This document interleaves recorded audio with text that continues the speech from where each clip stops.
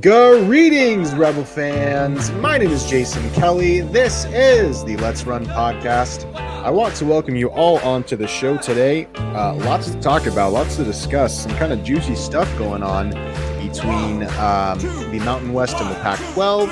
And I am honored to be joined by a guest today, Nick Aquino, who came on. We talked a little bit earlier. I will be getting him on the show in just a little bit.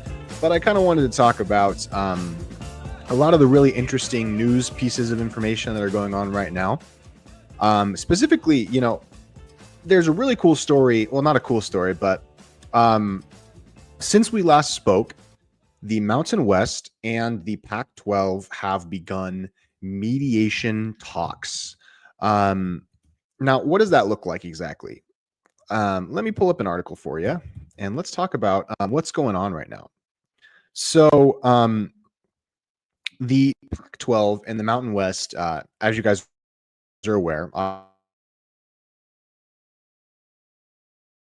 and due to a contract that was part of the original Pac-12 Mountain West agreement, there were poaching and exit fees to be paid by members of that conference if they decided to join that conference.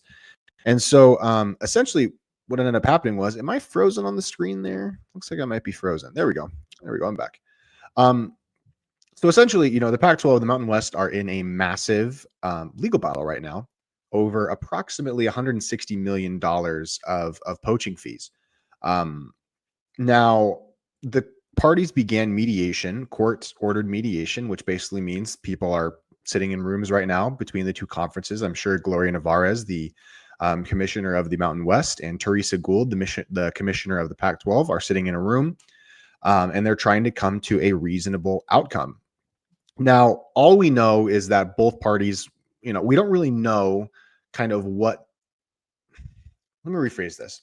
We do know that the Mountain West is trying to get the Pac-12 to pay as much of the $160 million exit and poaching fees that were agreed upon.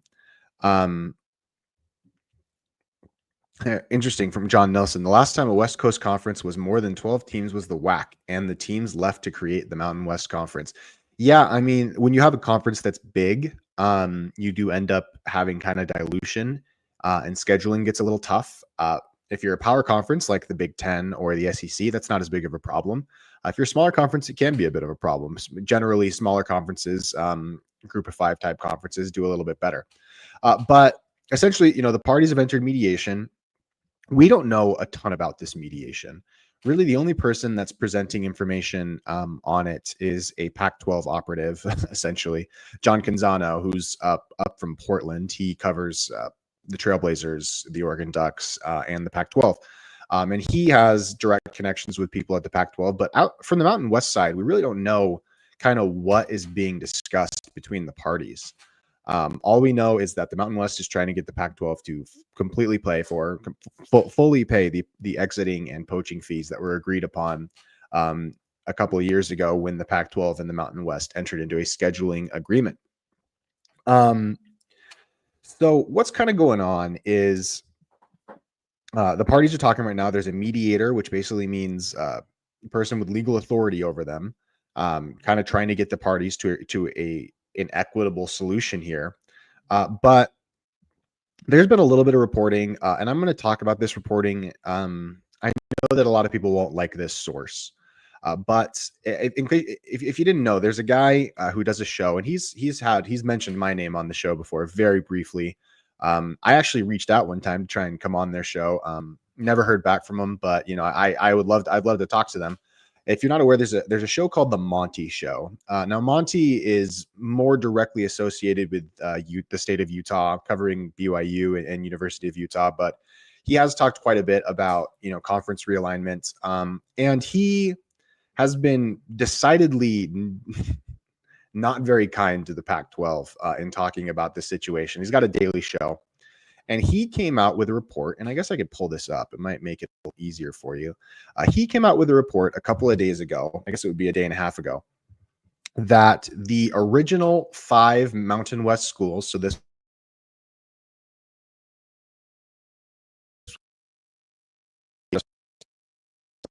behind closed closed door how many of them, or if this is all coming from one school, but have stated they are willing to entertain a merger with the Mountain West Conference and the PAC, and that the merger is being held up primarily by a merger of the two conferences is being held up and has always been held up primarily by Scott Barnes, who and Oregon State, who primarily don't want a merger between the two conferences. That makes sense that Oregon State wouldn't want that. Oregon State is probably the most Power 5 school of the schools that are in the Pac-12, just because of the way that they were spending and investing in sports prior to the erasure of the old Pac-12 conference. I feel a great deal of skepticism from anything that Monty reports. Not saying he's always wrong. I mean, you can be right just by sitting around and speculating about things. And I do believe genuinely that Monty, if again is the Monty Show on YouTube, you can find it. I guess I could post a link to the show after the show after I end this live podcast. And again, we're kind of deep in the off season, so talking about things like this, it's going to be part of the show. I'd love to be talking about live football games right now, talking about the UCLA game, but we're just in the off season. But essentially, Monty's saying that the 5 schools that left the Mountain West are a little worried and concerned about, the current state of the Pac-12 and will be open for a merger, but Oregon State isn't letting that happen. Additionally, the 5 schools that left the Mountain West and joined the new Pac-12 do have to, by June 1st, submit a written notice that they are leaving the conference, leaving the Mountain West Conference for the Pac-12. And they have to pay a $5,000 fee, notifying the Mountain West that they are officially leaving. Now, obviously, everybody from the Mountain West has known that they are leaving since they announced it in late October. I think it's been like 6 months till then. So essentially, it's May 21st right now. What are we, 10 days away from that? We're only 10 days away from that deadline of June 1st. And if Monty's to be believed, the 5 departing Mountain West schools are not happy with how this has gone. They think that mediation took too long to get into. And, part of me kind of believes that aspect, that the parties that are a part of the new Pac-12 certainly aren't super happy about the way that this has gone. And ultimately, 10 days is not a lot of time to resolve an issue this big. If the parties want to, achieve their goals, if both the Mountain West Conference and the Pac-12 Conference want to exist, the Pac-12, the Mountain West is going to require at least $100 million, I think, of the 160, maybe like 90 at the least. They need a substantial portion of these exit and poaching fees, because the Mountain West has made financial commitments to all the schools in their conference. And there is belief that there is belief that if UNLV and Air Force, who are both promised $25 million, if they're not given their money, that grant of rights that they signed, recommitting themselves to the Mountain West, it's kind of flimsy, and that they're going to kind of be free agents in conference realignment. And so ultimately, do I think that a merger will happen? Absolutely not. It's not going to happen. I don't think Oregon State specifically, who has most of the pull within the new Pac-12, would let it happen. In fact, I think if it were to happen, I'll tell you kind of the order of operations that it would look like if a merger between the Pac-12 and the Mountain West were to happen at this point. Obviously, a merger between the Mountain West and Pac-12 was kind of the assumed. It's kind of what people assumed was going to happen up until October, when the Mountain West Conference 5 schools. I love people that call them the disloyal 5. Like, they're just being loyal to their own interests. They're making a calculated risk. I just think that's so corny, man. Like, calling Boise State disloyal for wanting to put themselves in a better position conference wise is just hilarious. And I hope you know how stupid you sound when you say that. But essentially, what I think is going to happen is there's going to be a settlement. The settlement, I think, is going to be about $90 million. The Mountain West needs at least that amount to pay off, make their financial commitments to the remaining schools in the Mountain West Conference. And that's what I think is the most likely scenario. However, if the TV partners aren't willing to give the Pac-12 a good media deal, and essentially, financially, it just doesn't make sense for these schools leaving the Mountain West Conference to join the Pac-12, what you could see, it would have to be led by Boise State, who I believe is the only school really in this new Pac-12 that's brand is big enough that they don't really care about the new Pac-12 in terms of their football brand. Boise State is a legit football brand in their own right, and it would continue to be so in the new Mountain West. They do not need their brand elevated by joining the Pac-12. Now, it's nice for them to be at a better conference, but Boise State doesn't need this new Pac-12 in a similar way that I think a school like San Diego State, at least on the football side, obviously San Diego State is a juggernaut with basketball, but a school like San Diego State or Colorado State does. And so ultimately, what it would look like is Boise State would be the leader, and they would say, hey, financially, this doesn't make sense for us. The whole college sports world believes that in 2031, 2032, there's going to be a seismic shift in the way that conferences are built, a possible super league. Financially, we want to prepare for that. We don't really want to be in this fight. They would have to kind of take the lead on that. And the Mountain West schools could announce that they're going to come back to the Mountain West. I'm just telling you what it would look like. I'm not saying it's going to happen. From there, Oregon State and Washington State would essentially be forced to join the Mountain West. And I think the Mountain West would take them. No hard feelings attached, because there just wouldn't be another conference for them. Maybe Conference USA would take them. I mean, I don't know. And that's certainly not something that would actually happen. But I'm just saying, what other option would Oregon State and Washington State have? You would need the Mountain West schools that left the Mountain West to basically say, nope, we're going back. And the Mountain West would take them with open arms, give them, everything they could want, everything that they could get as an equal partner of the Mountain West Conference.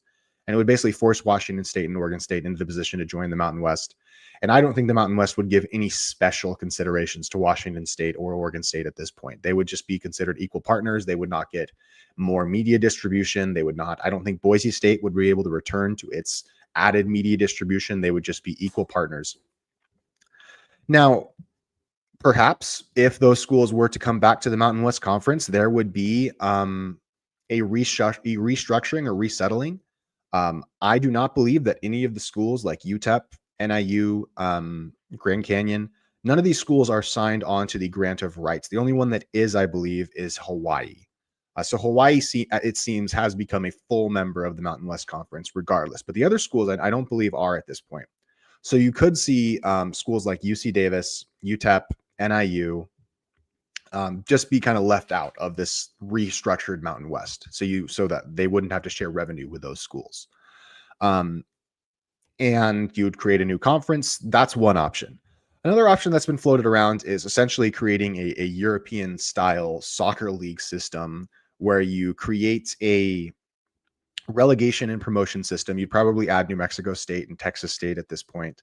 And you would create two distinct leagues where the winner of the bottom league would jump up to the top league, where the winner of the bottom league was. So say that you had two distinct leagues and UNLV was in the bottom league and they won the bottom league. They would then jump up to the top league. You'd kind of have two kind of conjoined at the hip leagues. And the bottom team from the Pac-12, I guess you could call the top league, would be relegated down. I don't know that would work. I think you would have, because the bottom league would not generate as much revenue as the top league, there would be problems, issues with guaranteed revenue distribution. You would not want to suddenly be making half of what you were planning on making on football. And so, I mean, that's a crazy solution. It's not one that I see happening, but I think it's really interesting.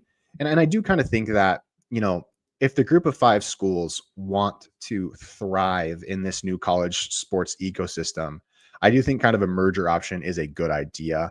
And maybe a group of 5 super league. Yeah, I mean, I think that'd be cool.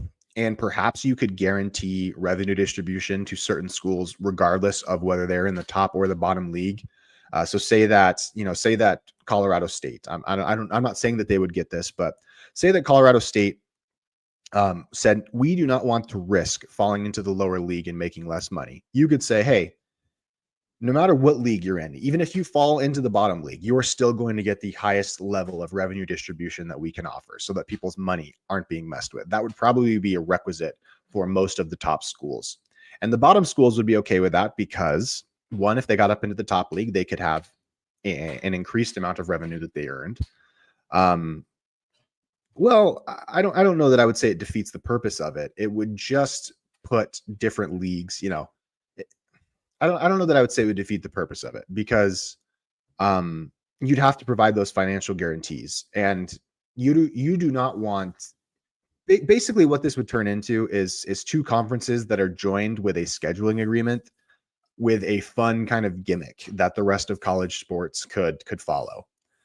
I think it would be a good idea simply because I don't think that this is a permanent solution for either. Think about a game between, and I'm just going to throw out random hypotheticals here, but think about a game between UTEP and Northern Illinois. Winner joins the Pac-12. Loser stays in the Mountain West. I mean, that's some great television right there, guys. Then we go up to the Pac-12. Think about a game.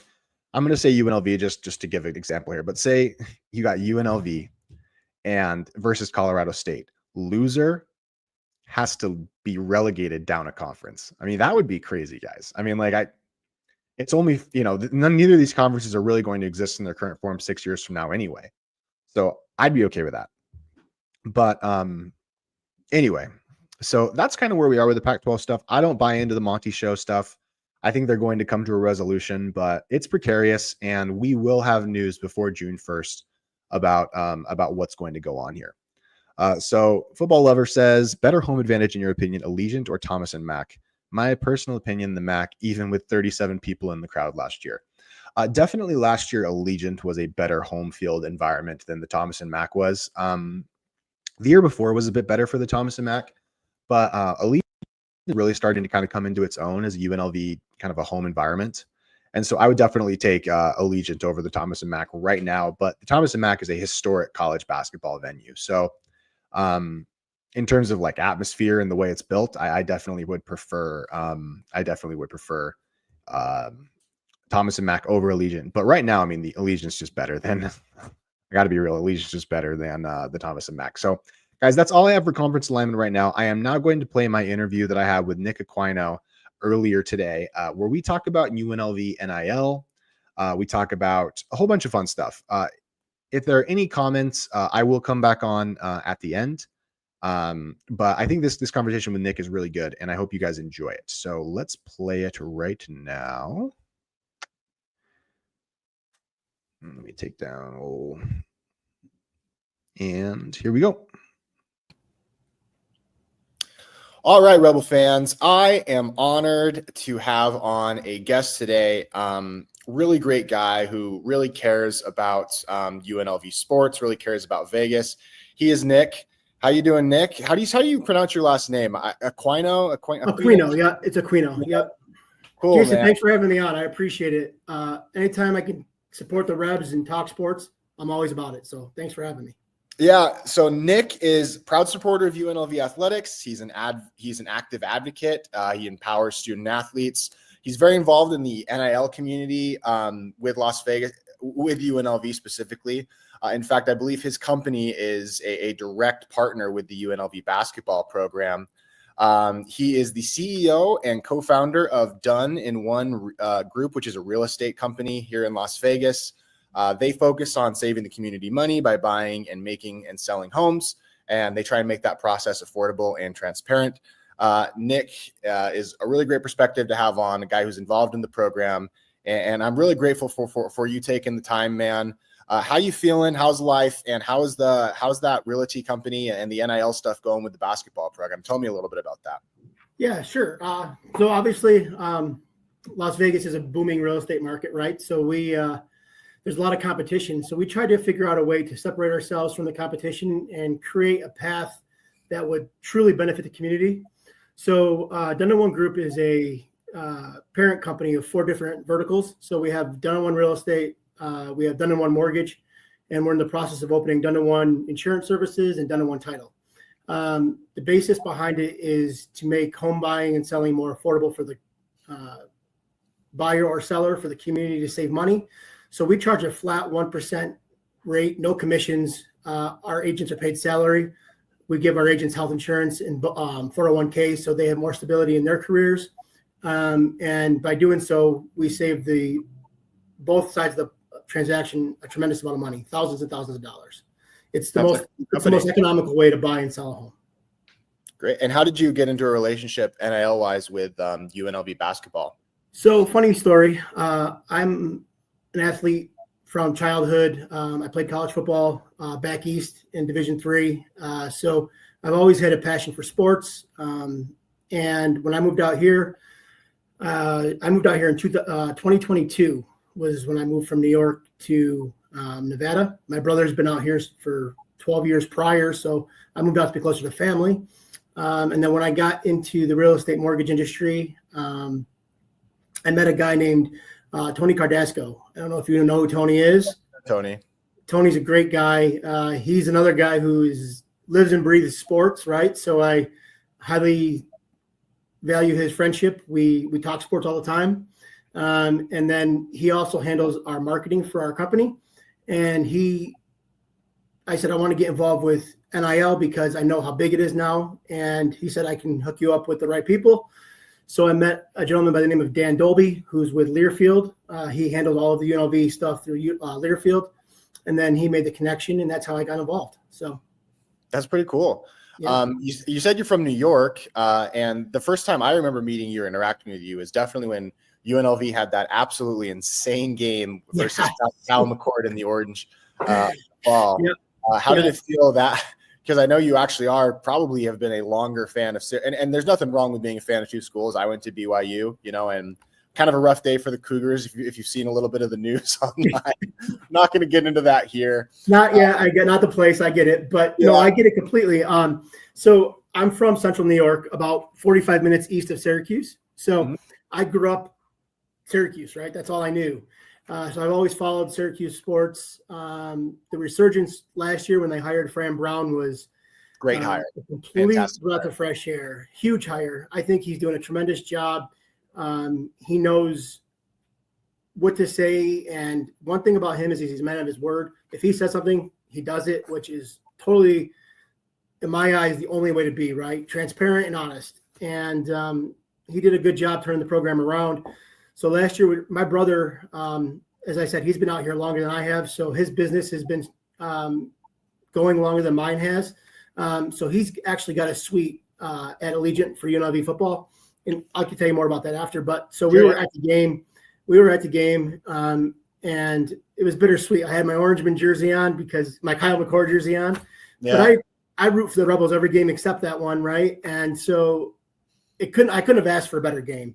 Overtime, and the last play of the game, I don't know if you remember, but LaQuinn Allen ran in for a touchdown and Jackson Woodard met him at the goal line, right? And what a way to end the game. He kind of fell into the end zone. It could have gone either way. I think Woodard was gassed at that. I mean, Woodard was absolutely gassed. And I imagine LaQuinn was too, but there was some weird officiating in that overtime with that roughing the passer call. I'm still a little bitter about that, but, ultimately McCord played great, It's interesting because UNLV specifically, obviously that Syracuse game has been part of it, but there's been some interesting connections between recruits in basketball and a little bit in football too. And it kind of, I don't know what relationship the two universities have, but maybe there's some coaches that know similar people, but I feel I can't tell you how similar the universities are in their way they handle their budgets, the players they go after, the products they put on the field. I often tell my friends UNLV and Syracuse are clones on opposite ends of the country, right? So many similarities.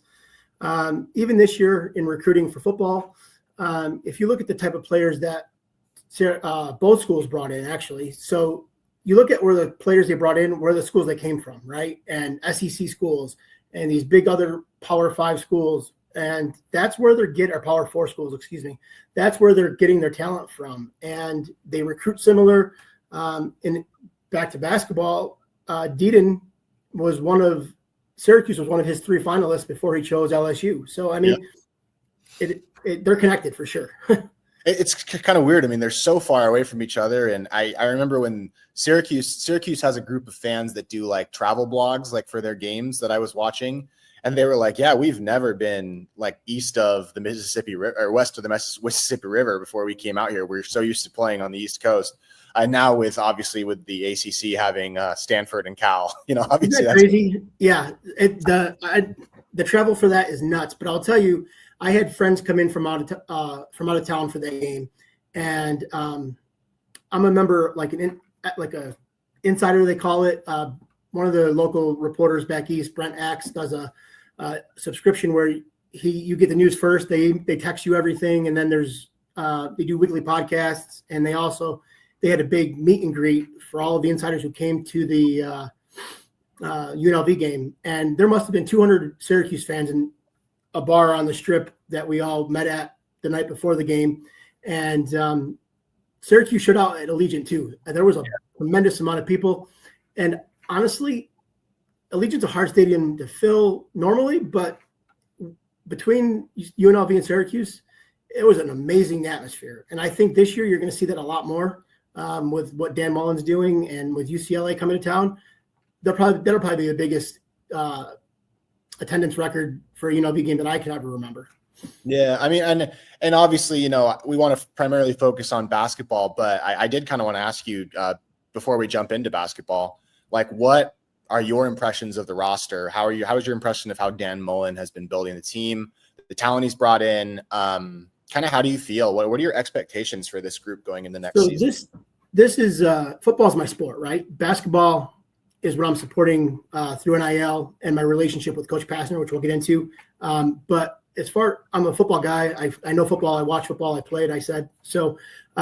Football is my sport, right? And so I think I went to a couple of the spring practices, and I was there to watch one full day, and I was really impressed. I took a lot away from what they are doing. Is they're getting bigger, right? And football is a sport where you need to have size.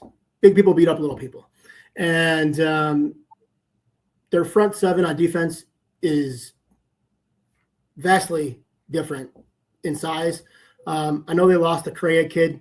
He went to Purdue and followed Barry Odom, but they brought in some real talent at linebacker. I really like John Lewis from Mississippi State. He's going to be a stud. I like what's his name? Justin Flo, the kid that was from Arizona. He's another one that's going to be a stud. And I did some looking around before the podcast. And I don't know if you know this or not, but they brought in 42 transfers in the portal. Huge. And out of the 42, 16 were at one point out of high school 4-stars, and 2 of them were 5-stars. Yeah, that would be Flo, and who's the other one? Flo and Harris. I'm sorry, Denver Harris. Excuse me. Denver Harris, yes. From UTSA. Yeah, he's a defensive back. So they have 2 5-stars and 16 4-star recruits out of high school. And now what happens when you leave high school, or when you enter the portal, they go based off of what you've done at your last stop, right? But sometimes it could be a fit. Sometimes it could be coaching. Sometimes it's not the right scheme. But the talent level was there. You can't take it away. So very similar to what Fran Brown's doing at Syracuse. And I think they're going to really surprise a lot of people on the defensive side of the ball. Dan Mullen's never been shy on offense. He'll always put up numbers. But I think the defensive side of the ball is going to be very, very dominant. They're going to control the line of scrimmage. I think Jake Pope was a massive get from Georgia. I watched him at the practice, and he sticks, man. He hits. Seems like he's taking a leadership role. Like that's kind of the impression. He's going to definitely be the leader of the defense. I think he'll step into Woodard's spot and really take over as the leader of the defense. Another player that I really, really liked was the kid from Arizona State, the receiver, Troy O'Meary. Yeah, he is a baller. Kid can catch the ball. He gets open and he can make space. He's going to have a big season. I really think he's going to do tremendous stuff. He seems like the early front runner for wide receiver one, doesn't he? I definitely think so. I mean, obviously he's going to be pretty tough to replace Ricky White, but I think that's a name that you're never going to replace, right? He'll be a UNLV legend for years to come. But I do think he'll fill a role, and he'll be a producer for the offense. I'm still kind of perplexed on quarterback. From everything I've seen at practice, it looks like Calandria is the guy. But you got to find a way to play Orgy at some point. He's just a massive body, but Calandria had some interception problems back at Virginia, but I think Dan Mullen's done a great job of kind of helping him overcome that. He threw a great ball at the spring practice, so I'm excited to see what they could do on offense as well. As far as record goes, I honestly think the floor with them is 9 wins. I think the ceiling is, college football playoff and beyond. But if I had to guess right now, I'd say they go 10-2 in the regular season. Yeah, those boys, that Boise game is going to be tough. At Boise is going to be a tough one to win. Boise's always going to be your kryptonite until you beat them, right? You have to beat them. Well, luckily or unluckily, maybe that's not going to be a problem going forward, because I don't imagine we're going to play Boise State probably ever again after next year. So no, I don't think so. But let's go out with a bang, right? And let's get the last laugh. That's what I'm hoping for. Well, or hopefully the school pulls its head out of its butt and puts us in a better conference. But that's my opinion. Whatever. Well, let's hope the Big 12 comes calling, right? That's the plan, I'm assuming. So well, that's definitely the plan. But beat UNLV. I don't know if you saw this, but there was reports that UNLV reached out to the Big 12, which not a surprise. Obviously, Harper has connections there. The Big 12 grant of rights doesn't go up till 2032, so I don't see basically any of the conferences changing in major ways before then, unless some crazy lawsuit settles and they end up just like splitting up the conferences. But grant of rights are pretty durable documents once you're sure they are. Yeah, absolutely, 100%. So if UNLV is ready to double its athletic budget, go from 60 million to 120 million, maybe they can go to the Big 12. But I think they're probably a few years away from that. So yeah, I think it's down the road. I don't think it's in a going to happen in the near future, but I do think it's an option. It's definitely a potential landing spot. The goal. Who knows? Should be the goal. I mean, that should be the goal for sure. And the only way to do that is make college football playoffs. If you ask me, you got to make college football playoffs. That's where you're going to do it. You're going to do it with success on the field and sustain fan interest. And I think both major sports programs, and obviously this is no knock to any other sports because all sports matter, right? But your two biggest money makers obviously are football and basketball. And both coaches, what you can see is they're recruiting at that Big 12 level, and they're going after the type of player. So you have to have the product, and that's a good place to start, right? So I think they're doing that. So we'll see what happens. Yeah, I mean, you got to recruit well to win. That's just the way it is in every major college sport. And I guess that's kind of a great way to segue. I mean, I guess I'll just say about UNLV football, 7-5 is probably the floor. That is if the defense really struggles, or if we have a bad, if you have a bad quarterback, anything is on the table in terms of, and like Alex Orji and Anthony Calandria, we don't know that those guys are going to be incredible. And obviously with injuries and whatever, I think 7-5 is probably the floor. And I would have 9-3, 10-2 as the ceiling.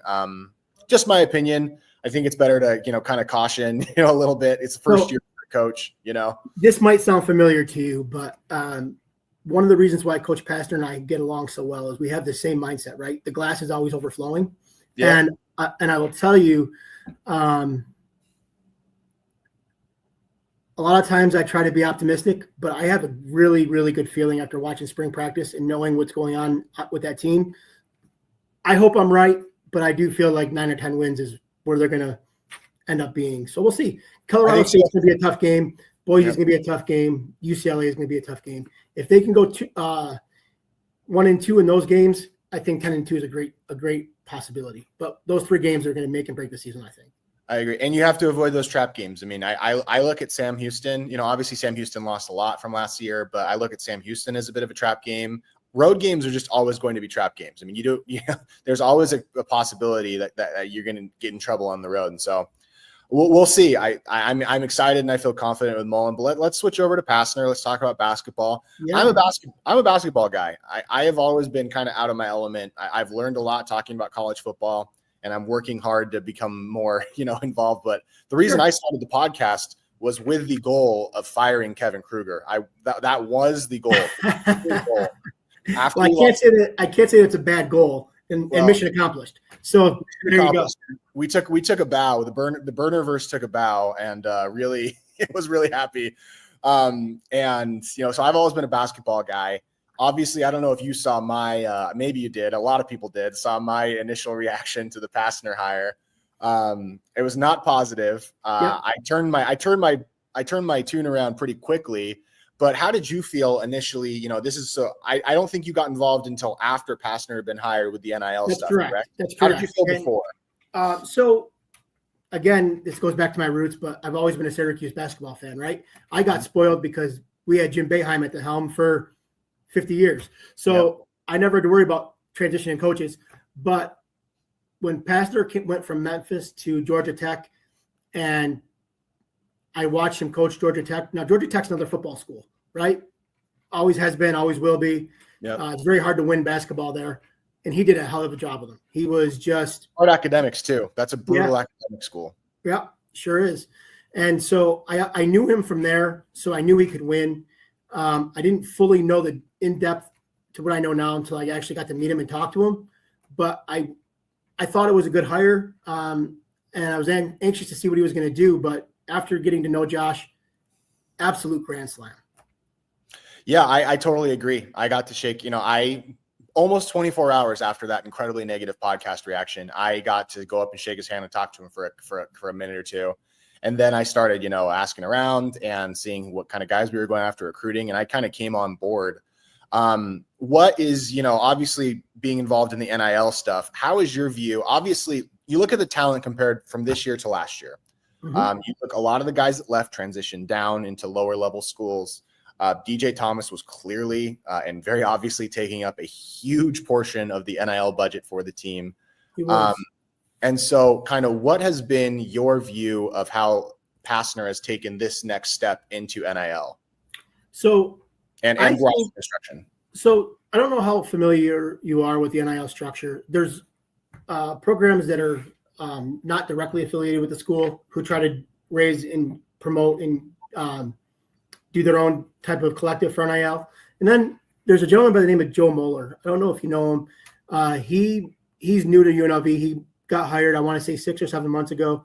And he's basically heading the direct NIL for UNLV. And he created a really awesome concept that I think is going to benefit both programs. So with football, he created a tier called the Rebel Den. It's for like the founding fathers of the NIL. It's 20 business owners, and he did the same thing for basketball, and it's called the Basketball Roundtable. Now, I'm part of the Basketball Roundtable. My brother is part of the Rebel Den. People who are on the Rebel Den are like the Fertittas, Sartinis, Dana White, right? Real big names, people from Finley Motors. Those are the type of people that are in the Rebel Den.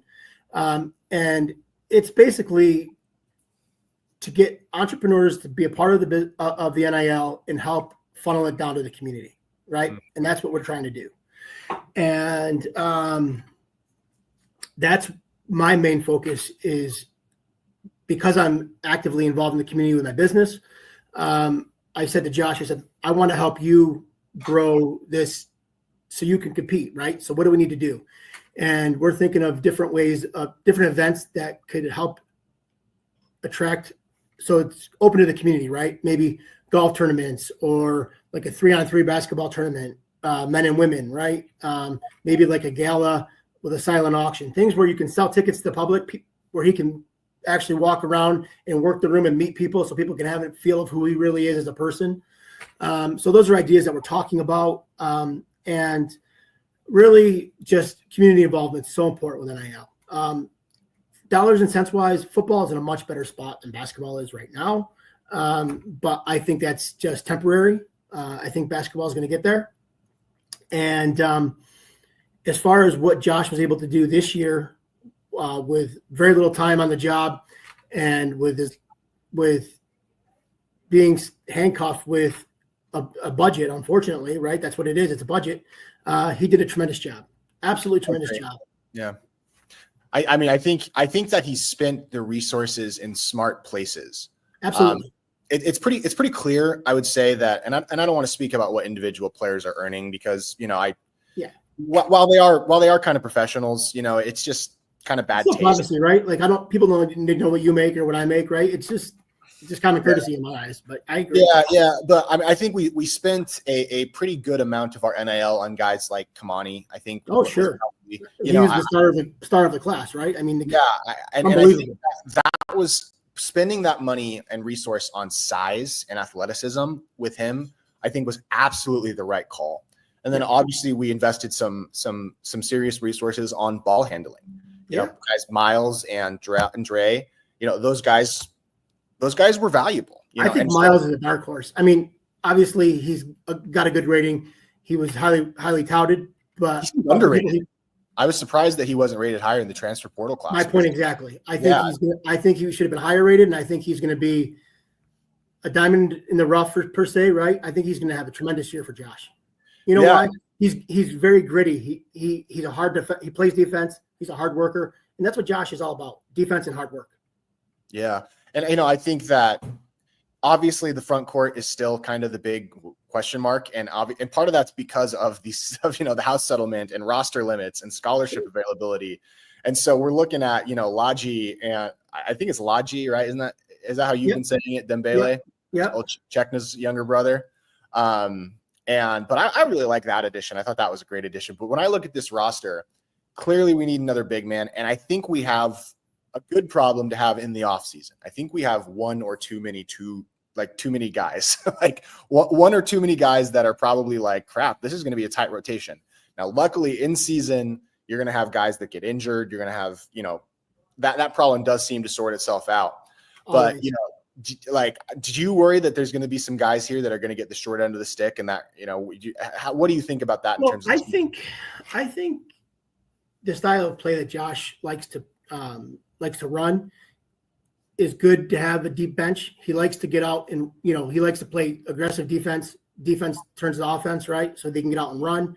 I can see him going, 8-9 deep every night. And if that's what he's going to do, I don't think there's going to be too much worry about playing time.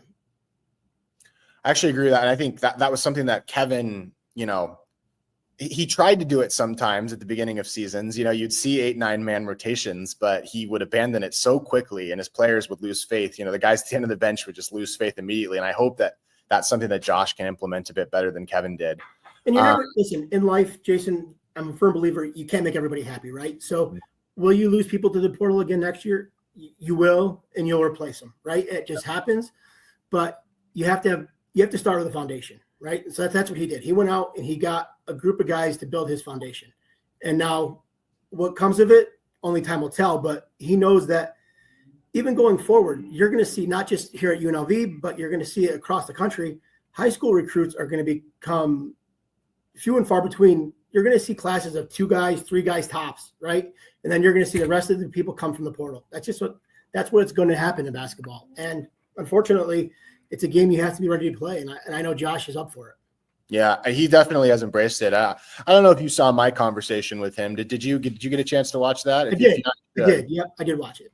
Yeah, we talked quite a bit about that and about roles and about kind of defensive styles. But I'm all in on Josh. I think he was a great hire. In fact, I wish we would have hired him when we fired Dave Rice. I wish we would have hired Josh instead. But what are your do you think, and then we'll get you out of here. Do you think that this roster is a roster capable of making the NCAA tournament? And I do. He brought in, so again, talk about ratings, right? 8 4-star players, right? So I think that's very impressive in such a short time. Like I said, with the budget that he had. And I think that's going to be the foundation for him to grow upon. And I think, listen, Josh and I we had a conversation the other day and we both agreed the way you do one thing is the way you do everything, right? So whether it be working out, eating healthy, basketball practice, academics, whatever the case may be, the way you do one thing is the way you do everything. And that's what Josh is going to preach to these guys. And I have no doubt in my mind that schematically he can do it, and the talent level is there. So I do think they'll make the tournament. I don't know that I would predict that they would. Like I've never bet in my life. I'm not a sports betting guy, but I don't know that I would take what kind of money I would take on them to make it. But I think getting at least very close and being a contender before we move into a weaker basketball conference and make it more difficult for ourselves to make the NCAA tournament. Sorry, there's a little bit of my opinion there. Fair though. It's great, playing UTEP at home versus playing Gonzaga at home. I mean, who could want anything better? But I think it's really important this first year for him to really hit the ground running. And I really hope and I believe that he knows that. In fact, I know that he knows that because I've heard him say it and he said it to me. But I feel confident that they can do that. And I want to make sure that people can support the program. So do you have any, things you feel like Rebel fans that we can do? Obviously, I know giving money is that's always the number one thing. Listen, you give what you can. Yeah. Right. Not everybody's in the position financially to donate, but every little bit helps. Right. And what better way to support than to be in the Thomas and Mack, being there, giving him a true home court advantage, right? That's what we need to do as a community. The community needs to be out there getting involved and showing support, because it's kind of the chicken and the egg thing, right? When you start winning, people come, but at the same time, you need people there for the support to make the home court advantage so you can win, right? Absolutely. So what I'm telling everybody when I come in contact, when we talk sports and we talk UNLV basketball, is as much as UNLV and Harper took a chance on Josh took the same chance on UNLV, right? He took a chance, came out of retirement.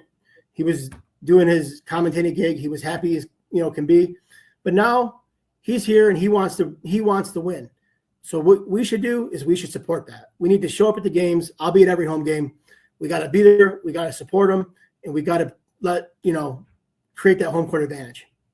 Absolutely. Well, that's step one. And that's all I had on the table today. But I appreciate you coming on, Nick. And I would urge, any Rebel fans that have any real estate needs, there's a bunch of stuff. I did title for First American, so I can understand that process can be pretty difficult, underwriting. But the nice thing is all of our entities are under one roof, and every one of them is designed to save money. So that's the key. But most importantly, community, guys. I can't preach that enough. Las Vegas is such a great community. I'm so glad to be a part of it. I want to support it, and hopefully you guys can see that value and support UNLV athletics just like I want to. Perfect. Well, thank you, Nick. We will talk soon. Appreciate you. All right. See ya. Jason, thanks for having me. Great to talk to you, buddy. Okay. Bye. Bye-bye.